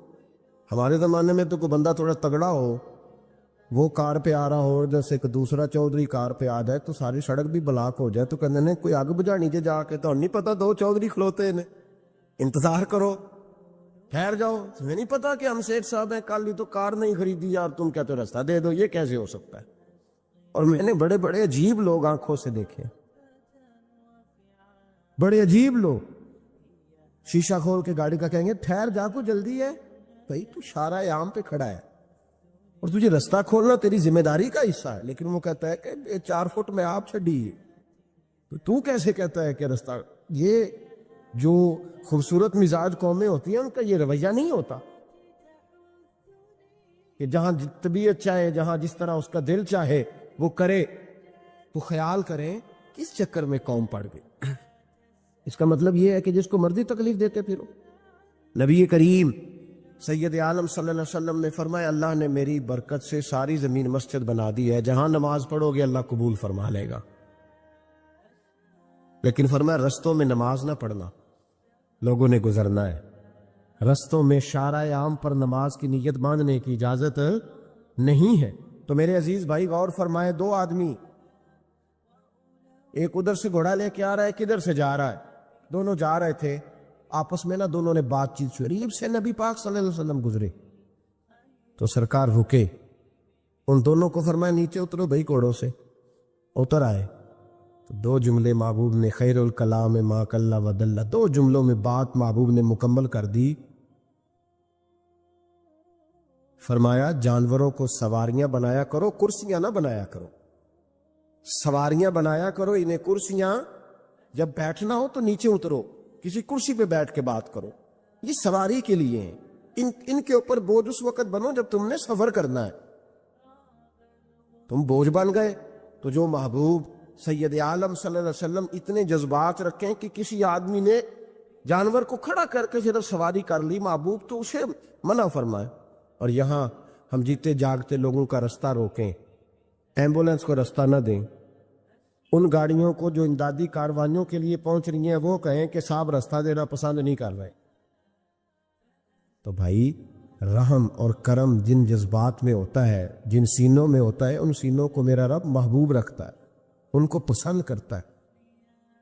امام غزالی رحمۃ اللہ تعالی علیہ طریقت میں، تصوف میں، منطق میں، فلسفے میں، حدیث میں، تفسیر میں، ہر جگہ امت کی رہنمائی کرنے والی شخصیت۔ امام غزالی رحمۃ اللہ علیہ وصال کر گئے، ایک آدمی آپ سے بڑی محبت کرتا تھا، وہ کہتا مجھے امام صاحب خواب میں ملے، تو میں نے کہا حضور انتقال کے بعد آپ پہ کیا گزری؟ تو فرمانے لگے میں نے اپنے رب کو بڑا ہی کریم پایا ہے، میں نے اپنے مالک کو بڑا ہی مہربان پایا ہے، وہ بڑا معاف کرنے والا ہے۔ تو فرمانے لگے میں نے عرض کی کہ حضور آپ نے دین کی نوکری بڑی کی، خدمت بڑی کی، کتابیں لکھی، درس، تدریس، واعظ، نصیحت، تبلیغ، بڑا کچھ کیا، اس سبب سے اللہ نے آپ کو معاف کیا۔ تو امام غزالی فرمانے لگے نہیں بھائی، سبب تو کوئی اور چیز بنی ہے۔ کہ وہ کیا؟ تو امام صاحب فرمانے لگے میں ایک دن تحریر لکھ رہا تھا تو اپنا قلم میں نے سیاہی میں ڈبویا، گرمی بڑی شدید تھی، جب اس قلم کو میں لکھنے کے لیے اٹھا رہا تھا نا تو ایک مکھی آ کے بیٹھ گئی اور وہ سیاہی چوسنے لگی، میرے دل میں خیال آیا بیچاری پیاسی ہے، چلو اچھے طریقے سے چوس لینا، اس کی گرمی تھوڑی ٹھنڈی ہو جائے تو میں دوبارہ سے سیاہی لگا لوں گا۔ فرماتے میں نے اسے وہ موقع دیا، اس نے اچھے طریقے سے اس سیاہی کو پی لیا، وہ تو اڑ گئی، بات ختم ہو گئی، میں بھول گیا، کبھی یاد ہی نہیں آیا۔ فرماتے ہیں جب میرا حساب ہونے لگا تو مالک کونین نے پوچھا غزالی وہ جو مکھی پہ رحم کیا تھا تو تیرا اس سے کیا لالچ تھا؟ کیا لالچ تھا؟ نہ تو اس کا کوئی ووٹ بینک تھا، نہ تیرے کام آ سکتی تھی، نہ وہ کوئی ڈیوٹی کر سکتی تھی، نہ تیری کوئی وہ تیری تعریف کر سکتی، اس بے زبان سے کیا لالچ تھا؟ کیوں موقع دیا؟ عزیز دوستو، زندگی میں بعض اوقات بعض لوگوں کے رویوں کی تلخی اور بعض لوگوں کے لہجوں کی شدت انسان کو بہت زیادہ کمزور کر دیتی ہے، اس کو بہت زیادہ پریشان کر دیتی ہے اور اس کی تکالیف کے اندر بہت زیادہ اضافہ کر دیتی ہے۔ تو بعض لوگوں کے لہجوں کی سختی، لفظوں کی تلخی یہ تکلیف دیتی ہے۔ پریشان حال لوگ بعض اوقات بعض جگہوں پہ جاتے ہیں، لیکن حالات کے جبر کی وجہ سے جب انہیں سامنے سے بھی سختی اور تلخی کا انداز ملتا ہے تو اور زیادہ ٹوٹ جاتے ہیں۔ جب لوگ بہت زیادہ پریشان ہوں، تربیت کا بہت زیادہ فقدان ہو، حالات بہت زیادہ سخت ہوں اور معاشرے کے اندر گھٹن بہت زیادہ بڑی ہوئی ہو، اس وقت ضرورت ہوتی ہے کہ جو تربیت کرنے والے ہوں، جو نوازنے والے ہوں، ان کو اللہ تبارک و تعالی دریا دلی عطا کرے۔ جو بڑے کہلاتے ہوں ان کے ظرف، ان کے حوصلے بھی بہت بڑے ہوں، ان کا انداز بہت زیادہ معاف کرنے والا اور نوازنے والا ہو، پھر کرم ہوتا ہے، رحمت ہوتی ہے۔ تو دریا دلی، حوصلے کا بڑا ہونا، طبیعت کا کشادہ ہونا، اس کی بڑی ضرورت ہوتی ہے۔ گھروں میں بھی ہوتی ہے، اداروں میں بھی ہوتی ہے، ہر طرف اس کی بہت زیادہ حاجت ہوتی ہے۔ تو یاد رکھیے گا کہ اللہ تبارک و تعالیٰ نے نبی پاک علیہ الصلاۃ والسلام کو اس دور میں مبعوث فرمایا جب چاروں طرف آزمائش تھی، گھٹن تھی، پریشانی تھی، تکلیف تھی، لوگ بہت سخت آزمائش کا شکار تھے۔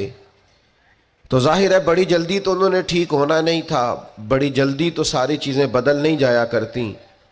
تو اللہ تعالیٰ نے پھر اپنے نبی کو بڑی عظیم شانیں عطا فرمائی، اور ایک مقام پہ قرآن مجید نے ارشاد فرمایا کہ فَبِمَا رَحْمَةٍ مِّنَ اللَّهِ لِنْتَ لَهُمْ، اے محبوب اللہ کا کیسا فضل ہوا، رب کی کیسی مہربانی ہوئی کہ آپ اپنے غلاموں کے لیے نرم دل ہو گئے۔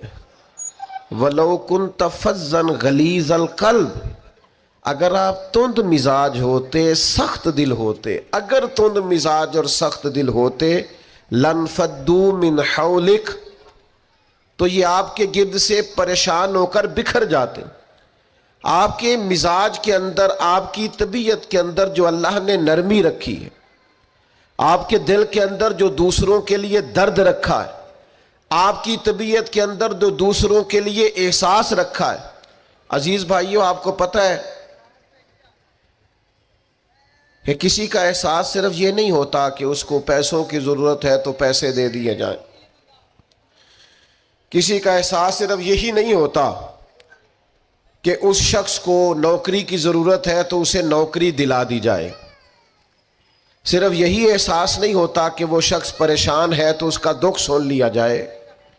یاد رکھیے گا گمراہ کو رستہ دکھانا بھی بہت بڑی نیکی ہے۔ جس کا ذہن وسوسوں کا شکار ہو اسے یقین کامل کی طرف لانا یہ بھی بہت بڑی نیکی ہے۔ جب انسان بدخلق ہو جائے، وہ ماں سے بھی سختی سے بات کرے، باپ سے بھی تلخی سے بات کرے، وہ اپنے بال بچوں پر بھی سختی کرے، اس کے لب و لہجے اس طرح کے ہو جائیں کہ سب اس سے پریشان ہو، تو اس شخص کو مروت والا بنا دینا، اخلاق والا بنا دینا، اسے اعلیٰ اسلوب والا بنا دینا، یہ بھی اس کے ساتھ بہت بڑا پیار ہے۔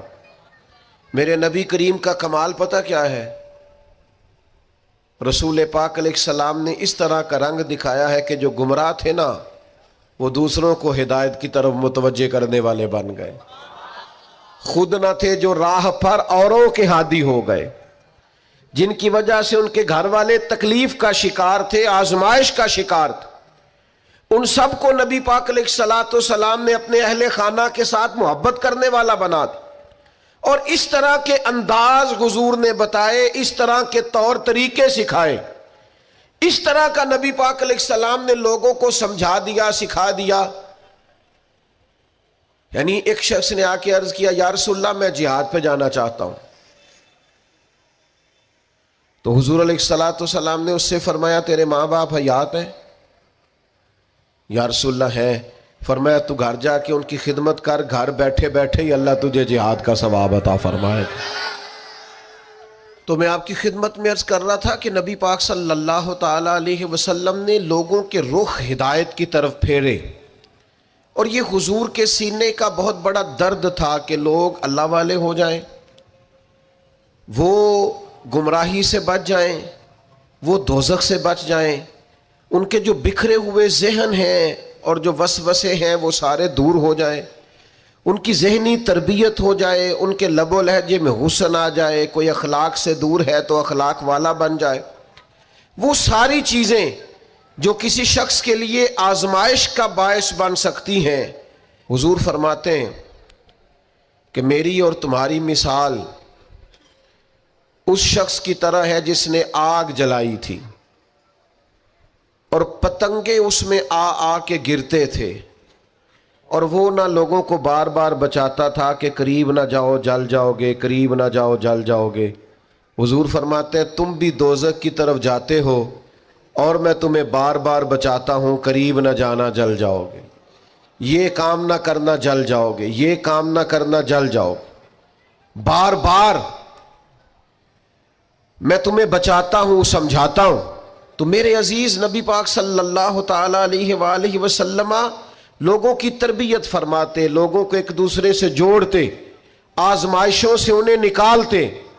آپ کبھی غور فرمائیں تو حضور علیہ الصلوۃ والسلام کئی مقام پہ اس بات کو دہراتے ہیں، ارشاد فرماتے ہیں میں رشتے توڑنے کے لیے نہیں، میں رشتے جوڑنے کے لیے آیا ہوں۔ محبوب نے لوگوں کو جوڑا ہے، ان کی تربیت فرمائی، فکری، نظریاتی، علمی اور اعتقادی تربیت نبی کریم صلی اللہ تعالی علیہ وسلم نے لوگوں کی فرمائی۔ حافظ منذری نے حدیث لکھی ہے الترغیب و ترہیب میں، ایک مقام پہ نبی کریم علیہ السلام تشریف فرما تھے تو نبی پاک علیہ السلام نے بہت بڑی بات ارشاد فرمائی، بہت بڑی۔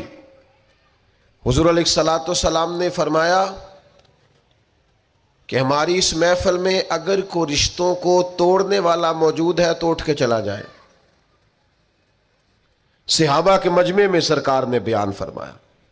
میں دوستوں سے آج کہہ رہا تھا کہ ہم خوش ہوتے ہیں نا حضور کے میلاد پر، ہمارے کلیجے ٹھرے ہوئے ہوتے ہیں نا، آنکھیں ٹھنڈی ہوتی ہیں نا، تو ایک جرت نہ کریں کہ جس سے ہم ناراض ہیں اسے فون نہ کریں کہ یار حضور کا میلاد آ گیا، آجو صلح کر لیں۔ تھوڑا جوڑ نہ جائیں، تھوڑا طبیعتوں کو نرم نہ کر لیں، تھوڑا محبتیں نہ بانٹیں، نبی کریم کا میلاد آ گیا۔ ہم یہ کرتے ہیں کہ ہم وہی روایتی پن برقرار رکھتے ہیں اور سینہ کشادہ نہیں کرتے۔ کریم نے فرمایا اگر کوئی رشتے توڑنے والا موجود ہے تو اٹھ کے چلا جائے، اس لیے کہ جہاں کوئی رشتوں کو توڑنے والا موجود ہو وہاں اللہ کی رحمت نازل نہیں ہوتی۔ حضور نے یہ ارشاد فرمایا۔ ایک صحابی اٹھ کے گئے، تھوڑی دیر کے بعد واپس آئے، عرض کی یا رسول اللہ میرے ماں باپ قربان ہو، ہمارا تو سب کچھ آپ کے قدموں سے وابستہ ہے نا، خالہ ناراض تھیں، آپ کا ارشاد سنا ہے میں راضی کر کے آیا ہوں۔ فوراً عمل کیا۔ نبی پاک صلی اللہ تعالی علیہ وسلم نے لوگوں کو ہدایت کی طرف، نور کی طرف، نرم دلی اللہ نے عطا کی ہے نا حضور کو۔ ہم نہ توجہ نہیں کرتے لوگوں کی تکالیف پر،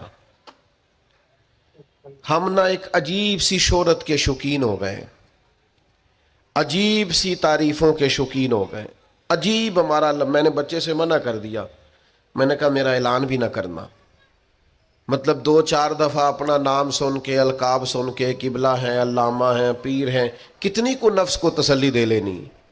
چیزوں سے نکل آئیں، اب حقیقتوں کی طرف آئیں، سادگی کا وہ حسن اختیار کریں جس میں برکات ہوتی، وہ چیزیں لے کے آئیں جس سے ٹھنڈک پیدا ہوتی۔ ہر چیز کو شو آؤٹ کرنا، ہر چیز کو بتانا، دکھانا، سجانا، سنوارنا، تھوڑا سا اس سے باہر نکلیں، حقیقت کا سفر کرنے کی ضرورت ہے۔ یہ لوگ دیتے ہیں نا، غریبوں کو بانٹتے ہیں، سیلاب آ گیا، آزمائش آ گئی، راشن، تو ایک آٹے کی گتھی بٹ رہی ہوتی ہے، ایک لینے والا ہوتا ہے اور 6 نے ہاتھ رکھے ہوئے ہوتے ہیں۔ اگر تو آپ اللہ کی رضا کے لیے دے رہے ہیں تو پھر تو ضرورت نہیں تھی ان ساری تصویر سازیوں کی، اور اگر آپ کا کوئی اور مقصد ہے تو پھر بھائی کیا کہا جا سکتا ہے، پھر کیا سمجھایا جا سکتا ہے۔ ہمیں غور کرنے کی ضرورت ہے کہ ہم نہ ساتھ بھی دیتے ہیں تو مالداروں کا، ہم کھڑے بھی ہوتے ہیں تو تگڑے لوگوں کے ساتھ۔ وہ غریب آدمی جو الجھ جاتا ہے، مسائل کا شکار ہو جاتا ہے اور اتنا اعصابی طور پر تھک جاتا ہے کہ معاذ اللہ خودکشی تک کا لوگ سوچنے لگتے ہیں۔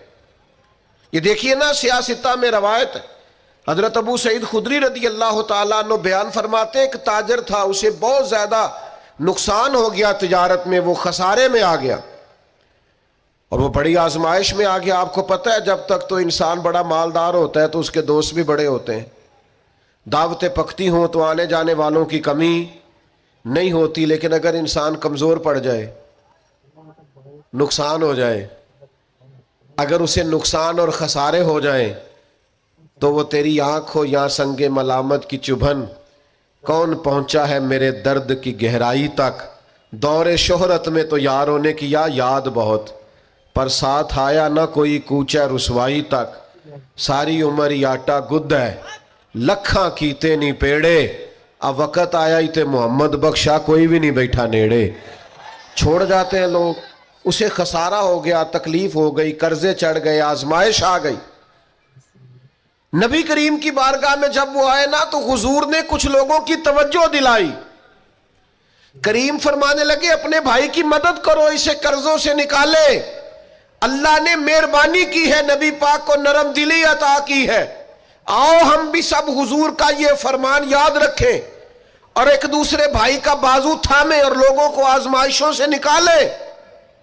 حضور نے فرمایا مدد کرو، تھوڑے تھوڑے پیسے سے آبا نے جمع کیے، لیکن وہ حالات بڑے سخت تھے، اتنے پیسے نہ ہو سکے کہ قرض ادا کیا جا سکے، قربان جائیں۔ پھر نبی پاک نے اس شخص کو بلایا جس کے پیسے دینے تھے، فرمایا تھوڑے لے لے، اور بیچارہ پریشان ہو گیا ہے، باقی تو معاف کر دے۔ کون ساتھ کھڑا ہوتا ہے؟ بڑے اپنے کہلانے والے، بڑے قریبی کہلانے والے، بڑے دعوے کرنے والے ساتھ چھوڑ جاتے، لیکن نبی پاک کو اللہ نے جو نرم دلی عطا کی، جو سرور کائنات کے سینے میں اللہ نے اپنی مخلوق کے لیے نرمی رکھی ہے۔ ہمارے ہاں نا جب تو کسی سیاسی جماعت کے بڑے کام کو شخص کر رہا ہوتا ہے تو وہ کہتے ہیں ہمارا سرگرم کارکن ہے، اور وہی بندہ کسی پریشانی میں پھنس جائے تو کہتے ہیں وہ اس کا ذاتی مسئلہ ہے، ہمارا نہیں۔ کسی پیر کے آستانے پر ڈیوٹی دے رہا ہو، جھاڑو دے رہا ہو تو منظور نظر ہوتا ہے، لیکن اگر بیچارہ مقروض ہو جائے تو پھر پیر صاحب کہتے ہیں میں انجدے کمج نہیں ہوندا، میرا یہ شعبہ نہیں، میں یہ کام نہیں کرتا۔ پھر لوگ بڑی آسانی سے دامن بچا کے گزر جاتے۔ او بھائی تو کس طرح کا ہے جو صرف سکھوں کا ساتھی ہے؟ تو نے دکھوں میں حوصلہ دینا بھی پسند نہیں کیا، دو میٹھے بول بھی تیرے زبان سے نہیں نکلے۔ آؤ نا، دیکھو میرے نبی پاک کو اللہ نے کیسی نرم دلی عطا کی ہے، کیسا رنگ دیا ہے، کیا محبوب کے سینے کو اللہ نے نوازا ہے۔ حضرت جابر ابن عبداللہ رضی اللہ تعالیٰ عنہ بیان فرماتے ہیں کہ میرے والد احد میں شہید ہو گئے تھے اور قرضے کا بوجھ تھا اور بہنوں کا ساتھ تھا، تو میں نے کچھ لوگوں کا قرض دینا تھا، تو باغ میں کھجوریں پکی ہوئی تھی، تو کچھ دیر تو میں نے انہیں روکے رکھا کہ کھجوریں پکتی ہیں تو دیتا ہوں، کھجوریں پکتی ہیں تو دیتا ہوں، کھجوریں پکتی ہیں تو دیتا ہوں۔ تو جب کھجوریں پکی تو کھجوریں تھوڑی اور قرضہ زیادہ، اب میں آزمائش میں آ گیا، کروں تو کیا کروں، جاؤں تو کدھر جاؤں۔ پہلے دوستوں سے بات کی، قریبیوں سے بات کی، اور جب کوئی سہارا نہ بچا تو میں دروازہ رسول پہ حاضر ہو گیا۔ وہ اپنے پرائے کا غم کھانے والا، مرادیں غریبوں کی بر لانے والا، مصیبت میں غیروں کے کام آنے والا، کون کون؟ وہ نبیوں میں رحمت لقب پانے والا. میں حضور کی بارگاہ میں گیا، یہ وہ بارگاہ عالی مرتبت ہے کہ حضور کے دروازے پر جو بھی چلا جاتا ہے نا، اللہ اس کے لیے رحمتوں کے دروازے کھول دیتا ہے. دوستو کبھی غور کرنا، حضرت جابر ابن عبداللہ گئے، یا رسول اللہ یہ پریشانی ہے. حضور نے پیغام بھیجا ان لوگوں کو جن کو قرض لینا تھا، فرمایا تھوڑے تھوڑے لے لو، بقیہ پھر مل جائیں گے. لیکن وہ یہودی تھے، انہوں نے بات نہ مانی. یہاں آپ کسی کونسلر کے پاس چلے جائیں نا تو وہ رکا بھی لکھ دے تو اس کی مہربانی، ورنہ تو وہ الیکشن سے پہلے پہلے قوم کے خادم ہوتے ہیں. الیکشن کے بعد تو جو خاص ووٹر سپورٹر ہوتے ہیں ان کا بھی فون کوئی نہیں اٹھاتا. وہ جڑے کہندے نا اساں جتایا ہے، اسی جتانا ہے، وہ میں کہ یہ تو جدو جتے گا ادو پتہ لگے گا کنے جتایا ہے، اس وقت سمجھ آئے گی، سب درست ہو جائے گا، ہر چیز نکھر کے سامنے آ جائے گی. تو حضرت جابر ابن عبداللہ کہتے ہیں میں گیا تو محبوب تو اشارہ بھی کر دے تو کرم ہو جائے، پیغام بھی بھیج دے تو کرم ہو جائے. لیکن یہ شان رحمت للعالمینی ہے کہ محبوب کریم نے فرمایا تو جا کے کھجوریں اتار کے اپنے کھیت میں ڈھیر لگا، اور میں آیا. میں نے سنا ہے وہ بن سنور کر میری عیادت کو آ رہے ہیں، تو چل اور میں آیا. قربان جائیں محبوب آئے. غلام فریدہ کدے آ جاویں تے میں سر نظرانہ دے ساں. کبھی آپ آ جائیں، کبھی کرم ہو جائے. چر ہویا مینو ترلے لیندیاں، کدے موڑ میرے ول واگاں. خواب میری وچ ایک وار جے آویں میں ساری عمر نہ جاگاں. نبی پاک صلی اللہ علیہ وسلم نے فرمایا آپ چلیے اور میں آیا. حضرت جابر ابن عبداللہ فرماتے میں نے کھجوروں کا ڈھیر اپنے باغ میں کھیت میں لگا لیا تو کریم تشریف لائے. ایک چکر حضور نے میرے ڈھیر کا لگایا اور پھر حضور نے فرمایا تولتا جا اور دیتا جا، تولتا جا اور اب تنگی داماں پہ نہ جا اور بھی کچھ مانگ. ہے آج وہ مائل بات اور بھی کچھ مانگ. اور بریلی کے امام کہتے ہیں واہ واہ کیا جود و کرم ہے، واہ کیا جود و کرم ہے شہ بتہا تیرا. نہیں سنتا ہی نہیں، نہیں سنتا ہی نہیں مانگنے والا تیرا. اور یہ اس لیے ہے کہ میں تو مالک ہی کہوں گا کہ ہو مالک کے حبیب، یعنی محبوب و محب میں نہیں میرا تیرا. فرمایا چل تولتے جا اور دیتا جا. حضرت جابر ابن عبداللہ فرماتے ہیں میں نے اتنی کھجوریں دی کہ قرضہ اتر گیا، اور میں نے نا تھوڑی تھوڑی زیادہ بھی دے دی. ایک روایت میں فرماتے تھوڑی تھوڑی زیادہ بھی دے دی. فرماتے وہ سارے قرضے اتر گئے، میں واپس آیا اور میں نے آ کے نا حضرت عمر فاروق رضی اللہ تعالیٰ عنہ کو بتایا. میں نے کہا کرم ہو گیا، حضور ایسے غریب نواز ہیں میرے ساتھ گئے، بندہ نوازی فرمائی اور میرے کھیت تک آئے، اتنی رحمت فرمائی کہ میرے گھر تک آئے. تو حضرت عمر کیا فرماتے ہیں؟ فرمانے لگے تو کہہ رہا ہے میرے قرضے اتر گئے، مسئلہ حل ہو گیا، تو اب آ کے کہہ رہا ہے نا. تو میں نے اسی وقت ہی کہہ دیا تھا جب محبوب تیرے ساتھ گئے تھے، میں نے کہہ دیا تھا بس کریم چلے گئے ہیں کرم ہو جائے گا. محبوب نے فرما دیا ہے اب رحمت ہو جائے. محبوب کے لب ہل گئے ہیں. جو دن کو کہہ دیا دن ہے تو دن نکل آیا، جو شب کو کہہ دیا شب ہے تو رات ہو کے رہی. اور خدا نے ان کی زبان کو وہ اختیار دیا، جو نکلی منہ سے ان کے وہ بات ہو کے رہی. اور پنجابی والے لوگ ذرا سادے ہیں، وہ اپنے لفظوں میں کہہ دیتے ہیں، وہ کہنے نے ساڑھے نبی دی زبان ساڑھے واسطے قرآن، ساڑھے نبی دی زبان ساڑھے واسطے قرآن. بھائی نبی پاک غریب پروری کرتے. یار کسی کا دکھ سن کے نا تبصرہ نہ کیا کریں. ہاں میں ادو یہ سمجھاندہ سا، میں ادو یہ آندہ سا، اور تبصرہ نہ کیا کریں. بڑے بڑے سیانے اور سمجھدار لوگ جب پھسلتے ہیں تو پتہ ہی نہیں چلتا. جب تقدیر کا لکھا غالب آتا ہے تو لوگوں کو سمجھ نہیں آتی. صبح کے تخت نشین شام کے مجرم ٹھہرے, ہم نے پل بھر میں نصیبوں کو بدلتے دیکھا. کوئی پتہ چلتا ہے حالات کب بگڑ جاتے ہیں. بجائے اس کے کہ لوگوں کے آنسو پوچھے جائیں لوگ تبصرہ کرتے ہیں, بجائے ایسے کہ غربت میں پریشانی میں ساتھ کھڑا ہوا جائے لوگ تنقید کرتے ہیں, بجائے اس کے کہ اشک شوئی کی جائے, دکھوں کا مداوع کیا جائے, لوگ تبصرے کر رہے ہوتے ہیں, تکالیف دے رہے ہوتے ہیں, آزمائشوں میں ڈال رہے ہوتے ہیں, طرح طرح کی باتیں سنا رہے ہوتے. خدا را یہ نہ کریں, پیار کریں, محبت کریں, کسی کا دکھ بانٹیں. کئی دفعہ نا ہمارے کہہ دینے سے ہی کسی کا مسئلہ حل ہو جاتا ہے, 2 جملے بول دینے سے کسی کا مسئلہ. لیکن ہم نے بھی ایک پکا جملہ پکڑا ہوا ہے, کسانوں کی لگے میرا کی فائدہ, میں کیوں کراں. او بھائی میرے ابا جی کہا کرتے تھے کبھی کبھی نا پڑوسیوں کے گھر کی آگ اس لیے بھی بجھا دینی چاہیے کہ وہاں نہ بجھی تو کہیں ہمارے گھر بھی نہ آ جائے. اس نیت سے کسی کا مسئلہ حل کر دو. لیکن لوگ یہ بھی کرنے کو تیار. حضرت عبداللہ ابن عباس رضی اللہ تعالیٰ عنہ نا مسجد نبوی شریف میں اعتکاف بیٹھے تھے.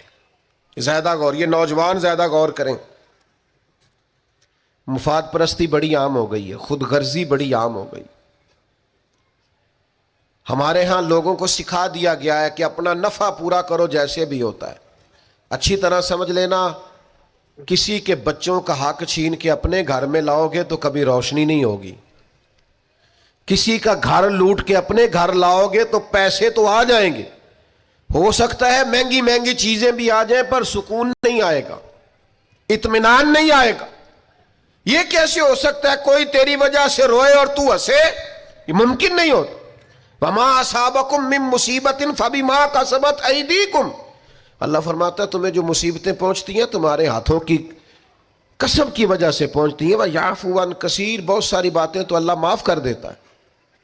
میرے عزیز تھوڑا سا نہ دیکھیں کہ ہم کسی کی تکلیف میں کتنی آسانی کر سکتے ہیں, اس کی پریشانی کو کتنا دور کر سکتے ہیں. ہمارے کردار ادا کرنے سے کسی کو کیا فائدہ ہو سکتا ہے. حضرت عبداللہ ابن عباس رضی اللہ تعالیٰ عنہ مسجد نبوی میں اعتکاف بیٹھے تھے, امام بہقی روایت لائے. آپ نے دیکھا ایک صاحب نا مسجد نبوی شریف میں تشریف لائے اور ایک کونے میں بیٹھ کے نا تو بڑی پریشانی سے انہوں نے گردن جھکا لی. تو حضرت عبداللہ ابن عباس ان کے قریب گئے اور جا کے کہا میاں کیا بات ہے, کیوں پریشان ہو؟ تو اس بیچارے کی آنکھوں میں آنسو آ گئے,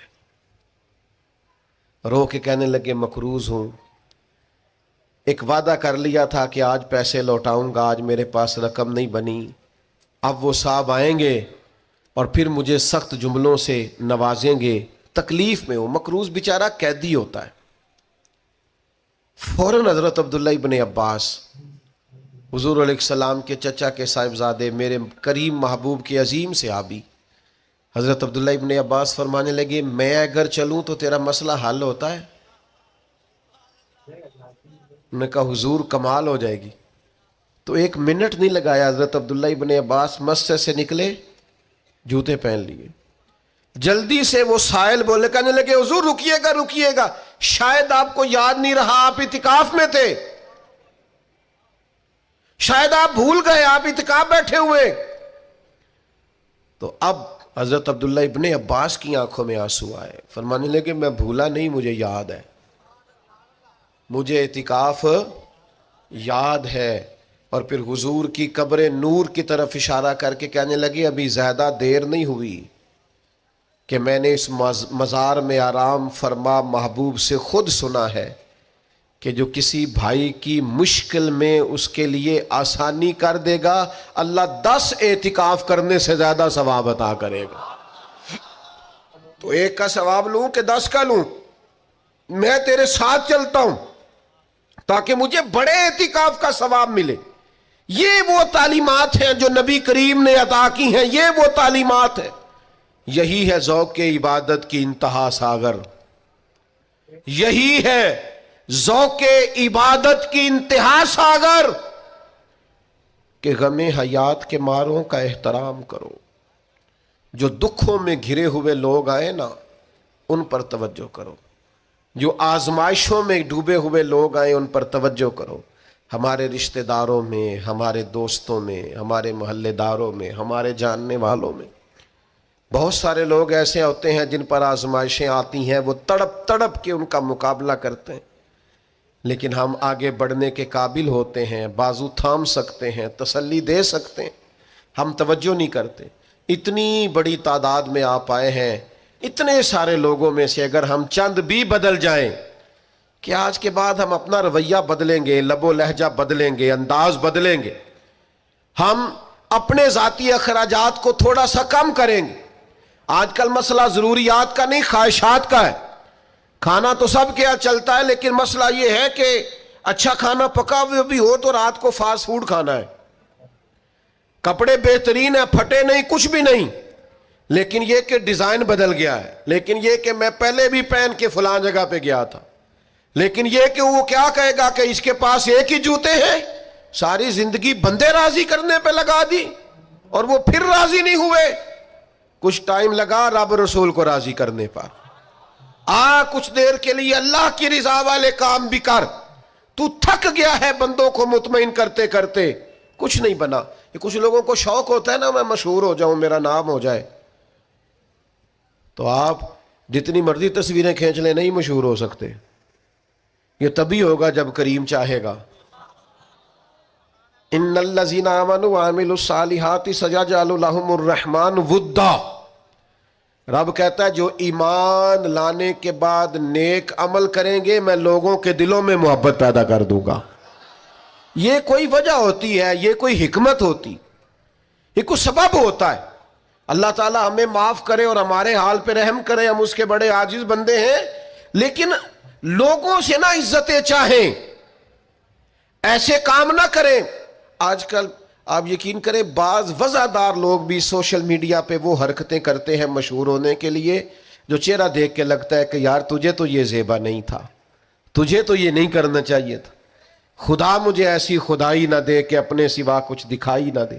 اپنے آپ کو بدلنا، اپنے اندر تبدیلی ایسا ہونا چاہیے. مومن کی شان ہونی چاہیے کہ وہ کبھی کسی دکھی کو دیکھے تو اسے دکھ ہو، کسی آزمائش والے کو دیکھے تو اسے پریشانی ہو.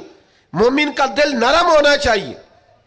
وہ کسی شخص کی طرف دیکھے تو اسے احساس پیدا ہو. یہ کیا بات ہوئی کہ وہ جناب ساری آزمائشیں دیکھتا رہے، دکھ دیکھتا رہے اور اپنی موج میں بھی لگا رہے.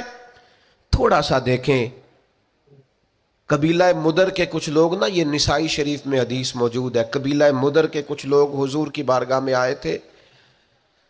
ان کے بدن پہ کپڑے بھی زیادہ نہیں تھے، پیروں میں جوتے بھی نہیں تھے، اور بھوک سے بھی ان کی بڑی بری حالت تھی. تو صحابہ فرماتے ان کے چہرے دیکھ کر نبی کریم پریشان ہو گئے. ان دکھیوں کو دیکھ کر، میں آپ کو ذمہ داری سے کہتا ہوں، ہم دکھیوں کو دیکھ کر دکھی نہیں ہوتے. ہم تھوڑی دیر تبصرہ کرتے ہیں، ہم کہتے ہیں یہ میری مان لیتا تو ٹھیک رہتا، بجائے اشک شوئی کرنے کے تبصرہ کرتے، انٹرویو کرتے ہیں، بار بار بیک گراؤنڈ کی طرف معاذ اللہ بھاگتے ہیں. یہ ڈھونڈو، تلاش کرو مسئلہ کیا ہے. کہتے ہیں حضور نے ان کو دیکھا تو نبی پاک پریشان ہو گئے، اور پھر حضور اندر تشریف لے گئے، پھر باہر آئے اور کریم نے فرمایا بلال اذان پڑھو. حضرت بلال نے اذان دی، نبی کریم نے جماعت کرائی، پھر حضور نے خطبہ دیا اور پھر صحابہ کی توجہ دلائی کہ اپنے بھائیوں کی مدد کرو، ان کے ساتھ تعاون کرو، آگے بڑھو. پھر کوئی اشرفیوں کی تھیلی لایا، کوئی کھانا لایا، یہ سیاستہ کی روایت عرض کر رہا ہوں، کوئی کمبل لایا، کوئی شہد لایا، کوئی سرکہ لایا. حدیث کے لفظ یہ ہے کہ وہ غریب جب کھانا لے کر، چیزیں پا کر وہ غریب خوش ہو گئے تو میرے نبی پاک کا چہرہ بھی خوشی سے جگمگا اٹھا. حضور بھی راضی ہو گئے کہ ان غریبوں کا بھلا ہو گیا ہے، ان کے لیے آسانی ہوگی. بھائی آپ اشک شوئی کر کے خوش ہوں، دکھوں کا مداوع کر کے راضی ہوں. ہم گردنیں جھکا کے راضی ہوتے ہیں. ہم کہتے ہیں پھر پتہ لگا سنا کیتیاں سنا معذرتاں میرے کو لوں، پھر اتنے منگیاں سنا معافیاں. یہ کوئی مزے کی بات ہے؟ یہ کوئی لطف کی بات ہے؟ گردنیں جھکا کے خوش ہو رہے.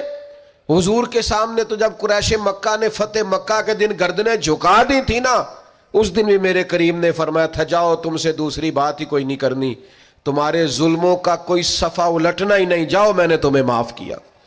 میرے عزیز دوستو, اپنی طبیعتوں میں گنجائش بنائیے, اپنے رویوں کو ٹھنڈا کیجئے, معاف کرنے کی عادت بنائیے. یہ جو بے صبری ہے, یہ جو الجھاؤ ہے, یہ جو طبیعت کی تلخی ہے, یہ جو بدگمانیاں ہیں, یہ جو بلا وجہ کی لوگوں کے بارے میں غلط رائے ہے, اس کو بدل دیجئے. اپنی سوچوں کو, اپنے نظریات کو باوضو کیجئے. بہت حسین طریقے سے